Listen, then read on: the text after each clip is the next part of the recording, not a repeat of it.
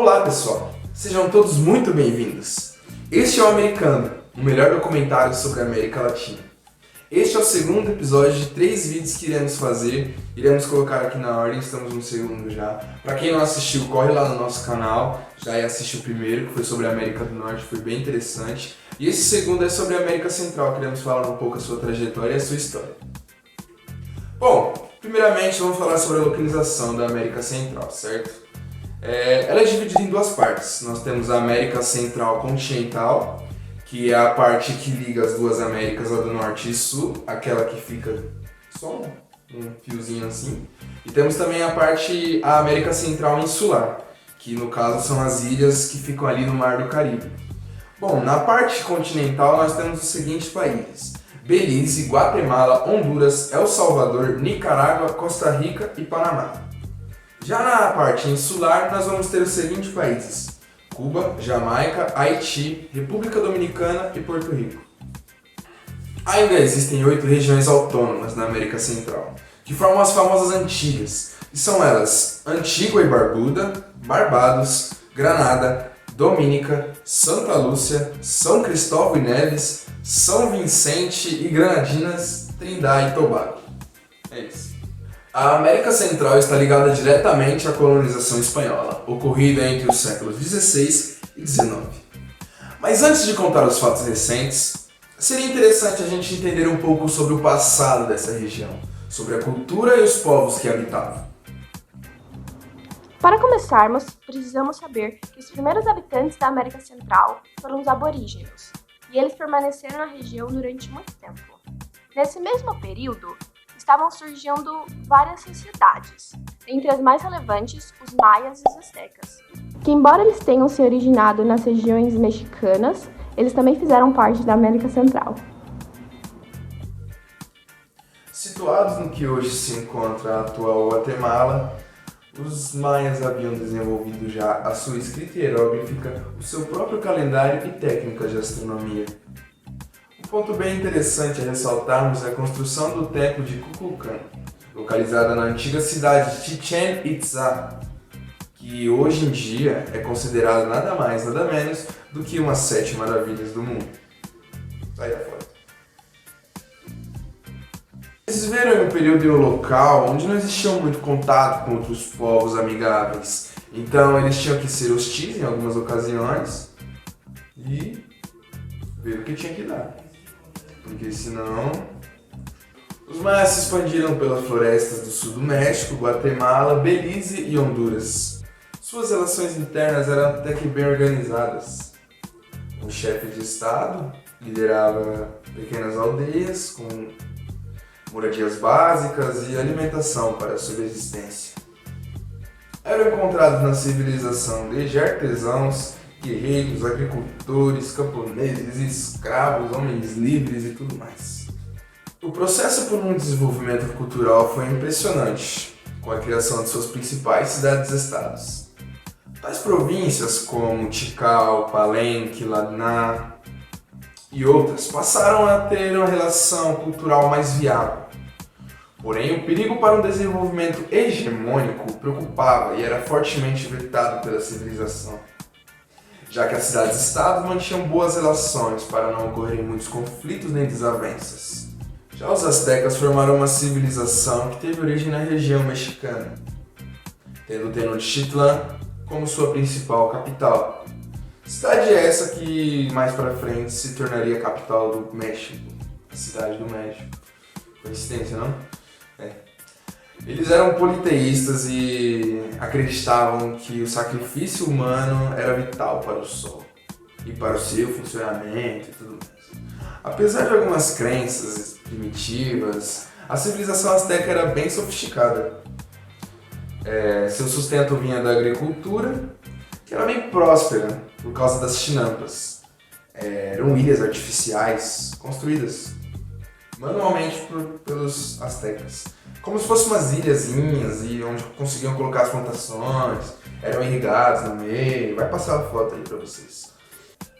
Eles possuíam uma sociedade hierarquizada com 4 grupos na pirâmide social, sendo elas o imperador, a nobreza, os homens livres e os escravos. O imperador ele era a representação do deus Tezcatlipoca para os astecas. Ele era como se fosse um deus na terra, a representação da divindade Tezcatlipoca aqui nessa terra. A nobreza ela já era constituída por os homens ricos, né, que tinham poder, e eles ficavam na sua maioria nos cargos de governo e na administração do império. Os homens livres exerciam vários papéis na sociedade. Tal como os maias, existiam camponeses, agricultores, guerreiros, pescadores, artesãos, etc. E por fim os escravos, que geralmente eram criminosos e pessoas endividadas decidiam pagar as suas dívidas com tempo de trabalho. Em seu auge, tiveram cerca de 11 milhões de habitantes. Nas regiões conquistadas, os astecas exigiam impostos dos povos sobre domínios, que poderiam ser pagos tanto como alimentos, joias, utensílios e até escravos também eram usados, para falar na verdade, como forma de pagamento. Era uma coisa super normal. Diferentes tribos habitaram a região por diversos anos, porém no século XVI, com a chegada dos exploradores europeus, deu-se início à colonização espanhola, tendo Hernán Cortés como principal nome deste movimento. As populações nativas foram fortemente enfraquecidas, pois com a chegada desses europeus vieram também as doenças, né? Sendo uma delas a varíola. E como eles nunca tinham entrado em contato com nenhum tipo de doença assim, eles foram fortemente abatidos. Diversas Antilhas foram conquistadas pela Espanha, mas tiveram que ser cedidas com a chegada dos suecos, dinamarqueses, holandeses, franceses e ingleses. Agora vamos falar sobre a independência da América Central. Afinal, eu estava lá e tive um papel bem importante. A independência da América Central não foi nada pacífica. Um período de múltiplas batalhas, tendo seu primeiro movimento em 5 de novembro de 1811, quando uma conspiração encabeçada por padres ocorreu. Antes de tudo, um contexto histórico sobre a Espanha é interessante de ser mencionado. Em maio de 1814, Fernando VII regressa à Espanha como rei, restabelecendo imediatamente o absolutismo, derrogando a Constituição de Cádiz. Essa tendo um caráter liberal, criada em 1812, durante a Guerra da Independência Espanhola. Tais acontecimentos refletiram na América Central, causando uma perseguição aos revolucionários e defensores das ideias liberais. Contudo, em 1820, o rei se viu forçado a restabelecer a Constituição de 1812, permitindo a implementação da imprensa, que passou a defender os direitos dos cidadãos e a independência. Em 1821, o México havia conquistado sua independência, instigando os revolucionários. Sendo assim, no mesmo ano, no dia 15 de setembro, o povo assistia ao ato da independência sendo proclamada. E vale ressaltar que neste momento apenas a América Central continental, com exceção do Panamá, teve a sua independência.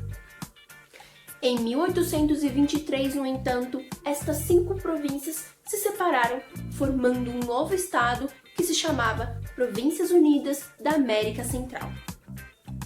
Olha, a região sempre foi conflituosa, viu? Ainda mais depois das rivalidades pessoais e políticas, que daí separou em 2 partidos políticos, os liberais e os conservadores.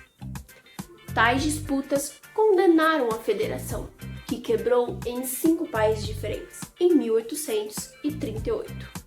No mesmo ano, o Panamá teve a sua independência e a sua união também com a Colômbia.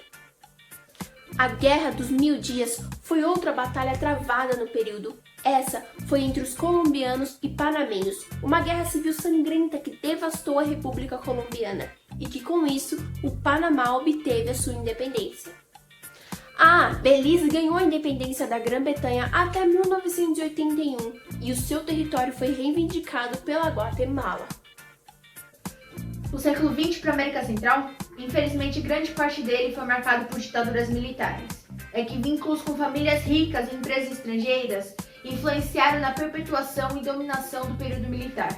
O único país que conseguiu se safar e evitar a ditadura foi a Costa Rica, que fez suas primeiras eleições democráticas em 1899. O termo Guerra das Bananas surge a partir dessa conexão, dessas intervenções e dessa preservação dos interesses econômicos dos estadunidenses na região, principalmente as participações financeiras significativas da produção da banana.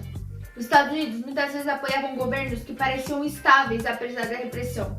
Desta forma, eles tentavam proteger seus interesses econômicos e deter atividades terroristas, tanto da extrema esquerda quanto da extrema direita. Posteriormente, o envolvimento dos estadunidenses foi fazendo com que a relação com a América Central ficasse mais tensa. A ajuda financeira continuou chegando na região, fazendo com que a América Central recebesse mais ajuda dos Estados Unidos per capita do que qualquer outra região do mundo.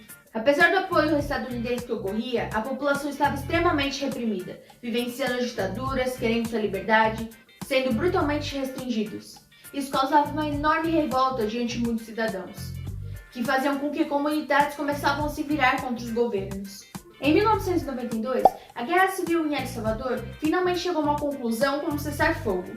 Um acordo de paz que parou uma longa batalha na Guatemala foi assinado em 1996. O Mercado Comum Centro-Americano, o MCCA, foi ressuscitado. A Organização de Livre Comércio, que é composta por Costa Rica, El Salvador, Guatemala, Honduras e Nicarágua, é parte de um grande esforço para eliminar os problemas de longa data de pobreza, que contribui a prejudicar gravemente a estabilidade da América Central.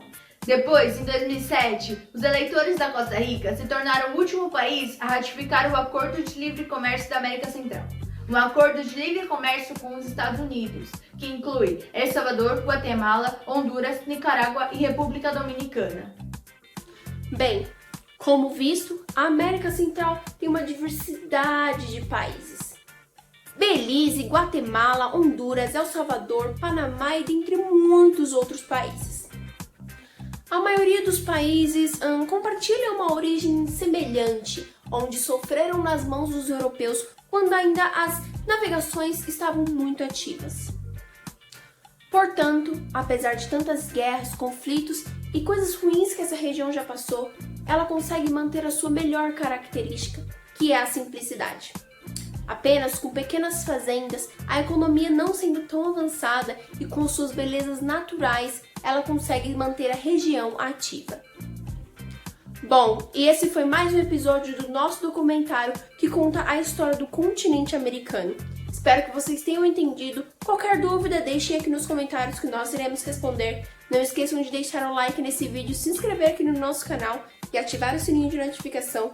Compartilhe esse vídeo para mais pessoas saberem da história do continente americano. Espero que tenham gostado. Até o próximo vídeo.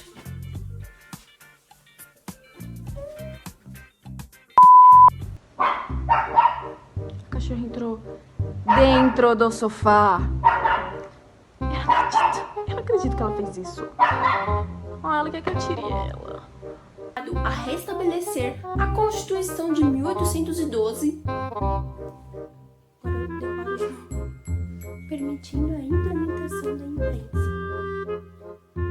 No caso dos astecas, era um deus Tezcatlipoca.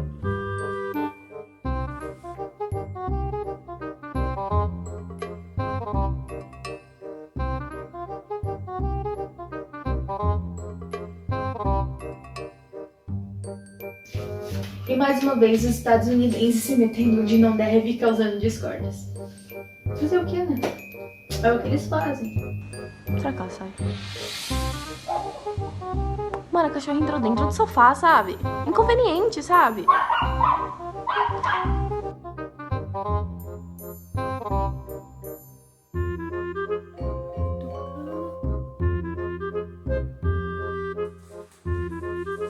Ainda existem 8 regiões.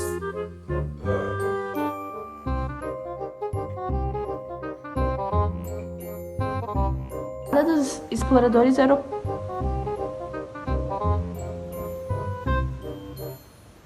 Você tá chorando para ir no meu colo?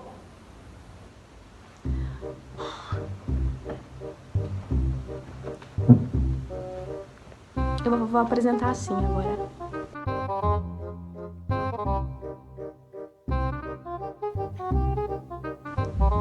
Por favor, curtam o nosso documentário! Espero que vocês tenham gostado e